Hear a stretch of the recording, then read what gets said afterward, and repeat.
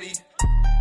Yeah, So as I'm recording this, the guide itself seems to be pretty long, so I'm keeping this intro as short as possible. I hope you enjoy the guide. Zarya's primary fire, the Beamy Blast, is a particle cannon that deals between 95 and 170 damage per second depending on energy. The beam takes up 20 rounds per second, with a total ammo capacity of 100. Zarya can also lob explosive charges, dealing between 47 and 95 damage, alongside a speed of 25 meters per second, consuming 20 ammo a shot. I'll start off interweaving tech and usage. Firstly, weave in your beam in between your right clicks. The only downside to this is that you will launch 4 bombs instead of 5. However, this is the most efficient way to get the most value out of your 100 ammo. You can also use your right click below 20 ammo. Secondly, when focusing a single target, you want to start and end off with your secondary fire, and in between, you want to use your beam. A target that's being healed, burst damage becomes even more effective on top of that. Because if you think about the point in a person's health bar in which it applied, if you're kind of shooting person with a damage over time that did 1 tick of damage but a fuck ton of ticks per second, then the healing will start at 199 HP. But if you do a burst damage like a discorded body shot or something, the healer can only start healing when the person is at like 50 HP. Thirdly, learn to rocket jump. This is done by simply right-clicking the ground as soon as you jump. This can be used for mobility as you see on the screen right now, or to gain high ground as Yeatle does here. Behind, 6 still behind. Widow's high ground behind the 6.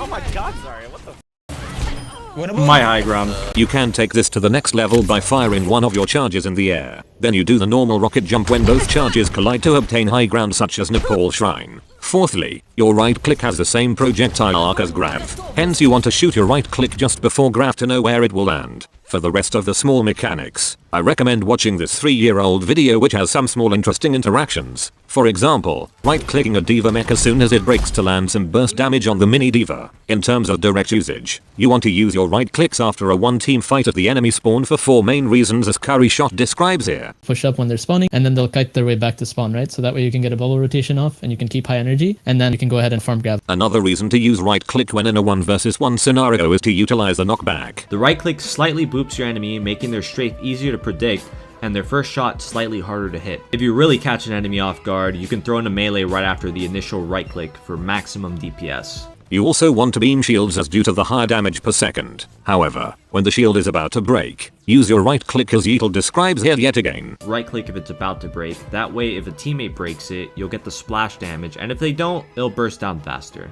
Other than that, try and use your beam as much as possible as it's much easier to land and track, whilst also dishing out over twice the damage per second compared to your secondary fire. Zarya's first ability, the bubble, makes Zarya emit a personal particle barrier that redirects the energy from those attacks to make her weapon more powerful. The barrier has 200 health, and gains 1% energy per 5 damage blocked, up to 40% energy. The area of effect is 1.5 meters, alongside a duration of 2 seconds, and a cooldown of 10 seconds. It is also important to note that the percentage of energy gained represents how much more damage she does. For instance, if her energy is at 25%, she will do 25% more damage, and that energy decays at 1.6% per second. There isn't much tech other than being able to rocket jump without taking any damage, as you can see Yeatle doing in the background. Firstly, similar to what Curry Shot said, you want to be bubbling 10 seconds before the next fight starts in order to maintain energy whilst also being able to readily use your bubble when the team fight actually begins. In higher ranks, you want to request some resources such as speed boost in order to prevent being run over when attempting to retain energy after a 1-team fight. Secondly, you can use your self bubble to cleanse status and damage over time effects such as Ana's Nade, Zen's Discord, or Ash's Dynamite. Thirdly, if your Reinhardt is getting pressured hard, you can use your self bubble to absorb some of the incoming damage. However, this may put you at danger, and I only recommend this if you, as a 6-man team, are kiting away with speed boost. Lastly, if you are at the point where one bubble will put you at maximum energy, you do not want to use both your bubbles at the same time, as Jayne further elaborates here. And you used both your bubbles.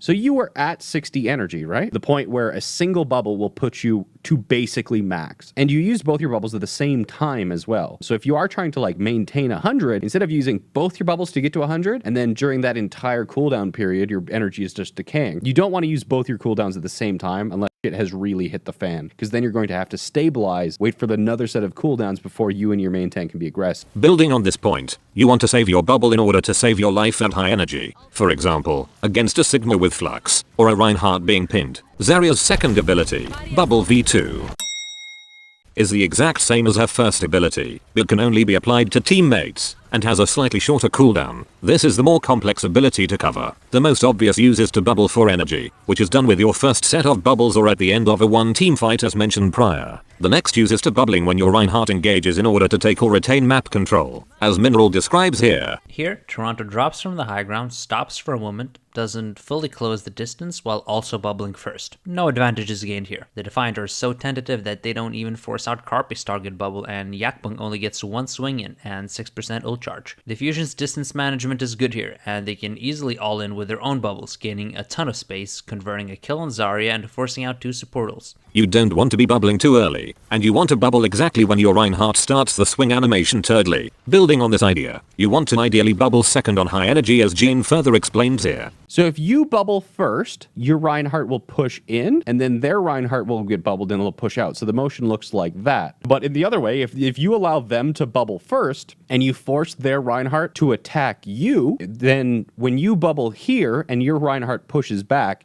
you can chase farther without overextending. Bait them in, let them use projected first, then counter push with your own projected, especially if you're at high energy. You want to be on high energy as you will be able to make use of the space that your Reinhardt creates. Fourthly, you want to ideally save at least your projected bubble for ultimates such as Grav, to then project them onto your squishy teammates. So as a rule of thumb, if your 200 HP targets get caught in the Grav and they're exposed, they should be priority targets. The Reinhardt comes in and he's gonna always look for a pin on Lucio or at Brig so that he gets the one shot through your transfer. Especially like you say in this situation because he's exposed to the entirety of their team. Fifthly, you can use your projected bubble on teammates who need peeling, such as your Zen. However, a pick such as D.Va may be better, and it's not necessarily your job to peel as he should have good positioning, and your other support can peel whilst you pressure the front line. Peeling and landing clutch bubbles as a whole however are situational. For the 6th tip, you can step inside of a teammate's projected bubble if yours is on cooldown. This is most useful when a stationary teammate, such as a Bastion, is about to experience high amounts of burst damage. For instance, against a D.Va bomb, or High Noon. For the penultimate piece of information, bubbles that are considered clutch and bubbles that gain 40 energy are essentially the same in most scenarios. This is the main reason why Zarya pairs well with Doom, as her bubbles gain exponential levels of value, alongside a Mercy in her resurrect animation. Finally, I'll put some typical callouts you need to make a Zarya in order to maximize her bubble value. These are incredibly important the higher you climb, hence I'd pause the video to integrate them into your mind. Zarya's ultimate, the Black Hole, makes Zarya launch a gravity bomb dealing 22 damage, holding all enemies within its 6-meter radius, lasting 4 seconds, alongside a projectile speed of 25 meters per second. Apart from the tech mentioned prior with your right click having the same speed and arc as your Grav, you can perform a reload animation cancelled by firing Grav as soon as your ammo has been refilled to 100 in the bottom right. Speaking of ammo, you should always reload before you Grav, as you have roughly 5 seconds of uptime with a full clip, lasting slightly longer than the Grav itself. For the 2nd tip, you need to keep track of the opposing enemy cooldowns that can prevent follow-up from your Grav, the key ones being Zarya's bubble, but also Orisa's Fortify, Hog's Breather and Reinhardt's Shield. This also applies to Sigma's Flux, but since some significant damage is guaranteed, this is more important with Grav. Thirdly, solo Grav against key targets, such as a Mercy using her Resurrect, or Nano Blade. However, Grav the ground as he can deflect your Grav. Fourthly, against a D.Va, wait for her to use Matrix, then you can freely use Grav. If you are impatient, use Grav on corners and on payload. There is an extra layer of mind games in the higher ranks, such as a D.Va flicking her mouse to catch Grav, which I advise you to be cautious of. For the 5th tip, you typically want to use your right click, then melee afterwards as it does the most area of effect damage. However, if you Grav a single target, I recommend you use your beam due to the much higher damage you do per second, and since there is so much area of effect healing in the game, focusing down a single target may be more beneficial.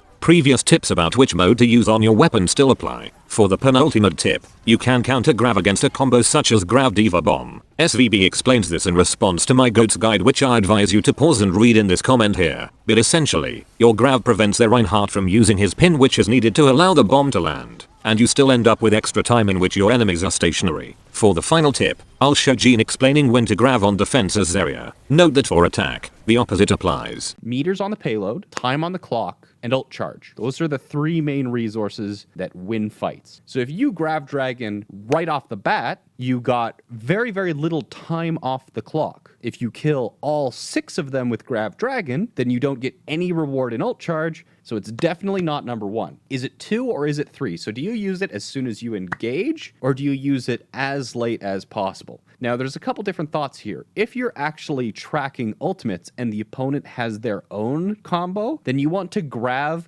before they can ult you. Because if they dismantle your win condition with ultimates, then you're fucked and your ability to actually grab Dragon doesn't work anymore. But in general, if you are in a position of advantage, for example, if you're on control and you own the point, the answer is going to be wanting to fight as late as possible to make sure that you get most value out of your one team fights. Moving on to positioning. This is typically an area overlooked by many guides. However, this is much more nuanced beyond Grandmaster. Starting off with the simple tips, you should mostly be positioned where you can return to cover within a maximum of 3 seconds. Exceptions to this would be going on a full flank to assassinate a target, and this is mainly aimed to prevent you from taking too wide of an angle to farm energy. Secondly, you should be playing out of range or sight from the enemy shatter or even grav in some cases in order to be able to use your bubbles effectively or immediately. Thirdly, if your main tank is comfortable on the frontline battle, you can take off angles away from the main fight to frag the enemy damaged heroes. When doing this, you want to use your projected bubble on the frontline team fighters who won't be on the frontline, whilst retaining your own personal bubble to take on the duel and block stuns. A great example of this would be on Yeatle first point attack, on the left side around the first corner. Lastly, if you are ahead in bubble rotations, you want to wait until the enemy team get in range to then go all in, as Mineral elaborates on here. Do you like your positioning in your self bubble here? Maybe it's better to wait till they drop so that you can all in them, because you're gonna get energy anyway. You guys have a little bit of an energy advantage. Let's be aggressive as soon as they drop. If within the next 10 seconds